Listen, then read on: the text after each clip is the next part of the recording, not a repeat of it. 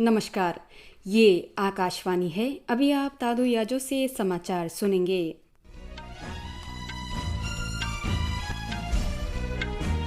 पहले मुख्य समाचार।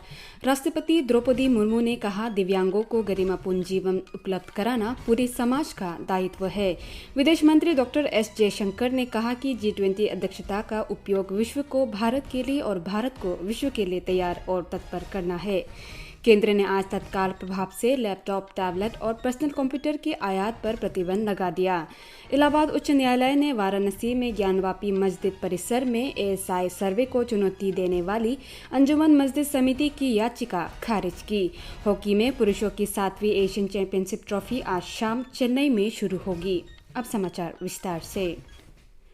राष्ट्रपति द्रौपदी मुर्मू ने कहा है कि दृष्टिबाधित लोगों को सहानुभूति नहीं बल्कि सशक्तिकरण के लिए शिक्षा और रोजगार क्षेत्र में समान अवसर चाहिए।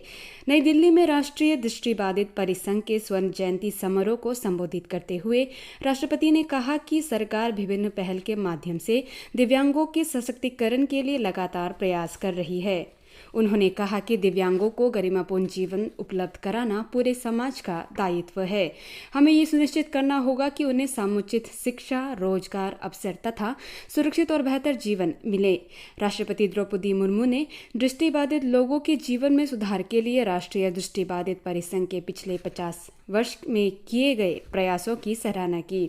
उन्होंने कहा कि परिसंघ ने ऐसे लोगों के समक्ष आने वाली चुनौतियों से समाज का अवगत कराया और समाज को अधिक समावेशी बनाया है। राष्ट्रपति ने आशा व्यक्त की कि परिसंघ भविष्य में भी बेहतर काम करेगा और दृष्टिबाधितों की आकांक्षाएं पूरी करेगा। इस अवसर पर सामाजिक न्याय और अधिकारिता मंत्री वीरेंद्र कुमार ने कहा कि मोदी सरकार के सत्ता में आने के बाद से दृष्टिबाधितों के उत्थान के लिए कई कदम उठाए गए हैं। सरकार ने वर्ष 2016 में दिव्यांग अधिकार विधेयक पारित किया है, जो सरकार की प्रतिबद्धता दर्शाता है। उन्होंने कहा कि सरकारी नौकरियों में दृष्टिबाधितों के लिए आरक्षण 3% से बढ़कर 4% कर दिया गया है और दिव्यांगों की श्रेणी मौजूदा 7 से बढ़कर 21 कर दी गई है। सामाजिक न्याय और अधिकारिता मंत्री ने कहा, न केवल केंद्र बल्कि राज्य सरकारों और केंद्र शासित प्रदेशों को भी इनके सशक्तिकरण के लिए काम करना होगा। मणिपुर हिंसा मुद्दे पर विपक्षी पार्टियों के विरोध के कारण लोकसभा की कार्यवाही 2 बजे तक के लिए स्थगित कर दी गई है। लोकसभा की कार्यवाही जब आज शुरू हुई तो कांग्रेस नेता अधीर रंजन चौधरी ने पीठासीन अधिकारी राजेंद्र अग्रवाल से आग्रह किया कि वे अध्यक्ष ओम बिरला से लोकसभा की कार्यवाही की अध्यक्षता फिर से शुरू करने का अनुरोध करें। श्री अग्रवाल ने कहा कि वे अध्यक्ष को ये संदेश देंगे। ये टिप्पणी मीडिया की खबरों की पृष्ठभूमि में आई कि अध्यक्ष सदन की कार्यवाही नियमित रूप से बाधित होने से खुश नहीं है।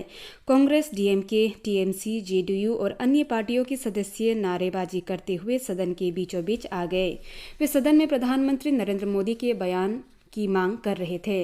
इस हंगामे के बीच पीठासीन अधिकारी ने विरोध कर रहे सदस्यों को अपनी सीटों पर बैठने को कहा, लेकिन वे नारेबाजी करते रहे। इस शोर शराबे के बीच पीठासीन अधिकारी ने प्रश्नकाल चलाने की कोशिश की, लेकिन ये कोशिश निरर्थक साबित हुई। बाद में सदन की कार्यवाही 2 बजे तक के लिए स्थगित कर दी गई।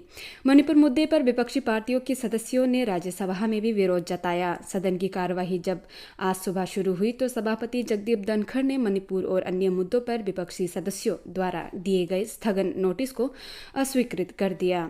TMC के डेरेक ओब्रियन ने कहा कि लोग मणिपुर मुद्दे को लेकर सुनना चाहते हैं।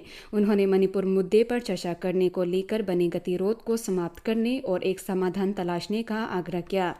सदन के नेता पीयूष गोयल ने कहा कि मणिपुर एक संवेदनशील मुद्दा है और सरकार मणिपुर में लोगों के साथ है।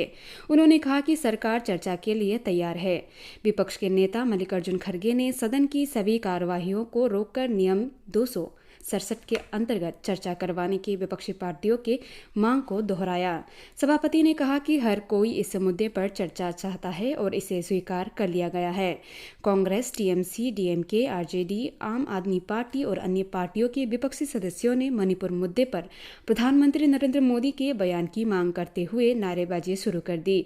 बाद में विपक्षी सदस्यों ने सदन से वॉकआउट कर दिया। खेल मंत्री अनुराग सिंह ठाकुर ने कहा है कि इस साल के अंत तक देश भर में 1000 खेलो इंडिया केंद्र खोले जाएंगे।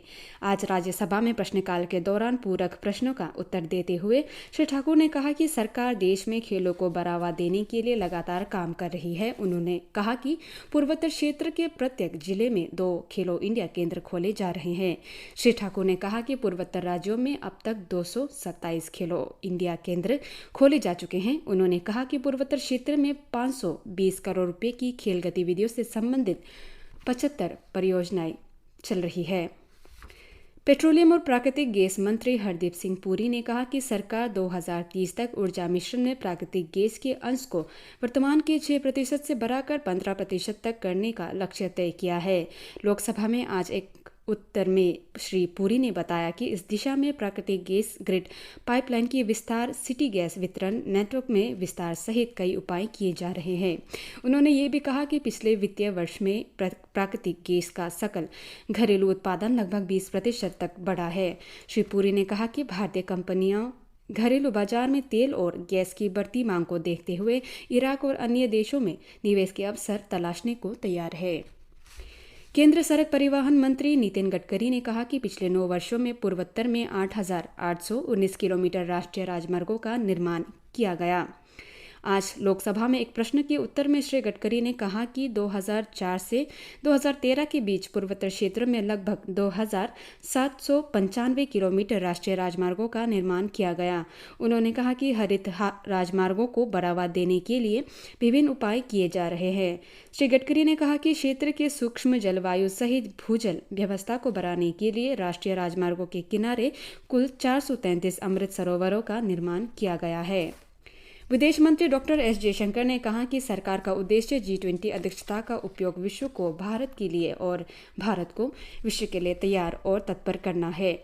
कर्नाटक के मैसूरू में थिंक 20 सम्मेलन को वीडियो कॉन्फ्रेंस के माध्यम से संबोधित करते हुए उन्होंने कहा कि वर्तमान में 2023 और का भारत 2014 से भारत बहुत ही अलग है। विदेश मंत्री ने कहा कि भारत ने G20 की अध्यक्षता के लिए इसे लोगों से अधिक जोड़ते हुए एक गैर पारंपरिक रवैया अपनाया है। उन्होंने कहा कि संयुक्त राष्ट्र सुरक्षा परिषद के अंदर के मतभेदों को देखते हुए G20 अब पहले की अपेक्षा और अधिक महत्वपूर्ण संगठन हो गया है। आज G20 के समक्ष विभिन्न चुनौतियां हैं, जिनमें देशों का सामाजिक, आर्थिक और राजनीतिक आधार पर बंटना, पूर्व और पश्चिम के बीच संपर्क का अभाव, विभिन्न क्षेत्रों पर कोविड महामारी का असर, यूक्रेन संघर्ष, ऋण संकट और व्यापार बाधाएं शामिल है। डॉक्टर जयशंकर ने कहा कि इनकी वजह से सतत विकास लक्ष्य को प्राप्त करने और जलवायु संयुक्त से निपटने के प्रयास बाधित हुए हैं। थिंक 20 G20 का एक आधिकारिक ग्रुप है जो एक विचार बैंक के रूप में काम करता है और नीतिगत मुद्दों पर उच्च स्तरीय विशेषज्ञ परामर्श उपलब्ध कराता है।